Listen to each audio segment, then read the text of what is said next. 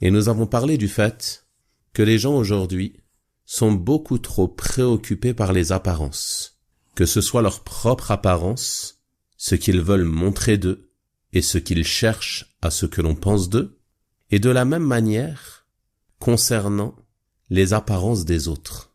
Ils vont considérer les gens et donner du crédit ou de l'importance à certaines personnes en fonction de certaines apparences qui peuvent parfois être trompeuses, comme la richesse, la notoriété, la classe sociale et ainsi de suite.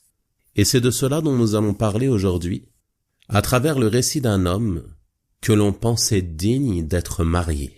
Dans un hadith rapporté par l'imam al-Bukhari rahimahullah, le noble compagnon Sahl ibn Sa'd as-Sa'idi radiyallahu anhu raconte qu'un homme passa devant le prophète sallallahu alayhi wa sallam. Et cet homme-là faisait partie des riches parmi les musulmans. Le prophète sallallahu alayhi wa sallam demanda alors à un autre homme assis auprès de lui, « Que penses-tu de cet homme ?» au sujet de l'homme qui venait de passer. Il répondit, « C'est un homme qui fait partie des notables. Je jure par Allah qu'il est digne d'être marié à la femme dont il demande la main. Et s'il intercède en faveur de quelqu'un, son intercession est digne d'être acceptée. Pourquoi? Car il a vu que c'est un homme riche, qu'il fait partie des notables, qu'il a une certaine notoriété. Il a donc jugé qu'il était digne d'être marié s'il venait à demander une femme en mariage, digne d'être écouté et digne que l'on intercède en sa faveur en raison de son rang social, de sa richesse et de sa notoriété. À l'écoute de sa réponse, le messager d'Allah sallallahu alayhi wa sallam resta silencieux et ne dit rien. Par la suite, un autre homme passa, mais celui-ci faisait partie des pauvres parmi les musulmans.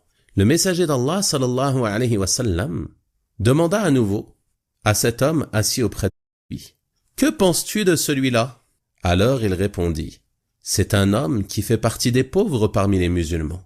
Il ne mérite ni d'être marié à la femme dont il demande la main, ni d'être accepté comme intercesseur, ni d'être écouté s'il prend la parole, et ce, en raison de son rang social et de sa pauvreté. » Et méditez sur la réponse que lui a donnée le messager d'Allah sallallahu alayhi wa sallam. Il lui dit, « Ce dernier est meilleur que la terre entière, peuplée d'hommes comme le premier. » Allahu Akbar. Ce dernier, cet homme pauvre, auquel tu n'as accordé aucune considération, il est meilleur que la terre entière, peuplée d'hommes comme le premier, celui que tu as révéré en raison de sa classe sociale.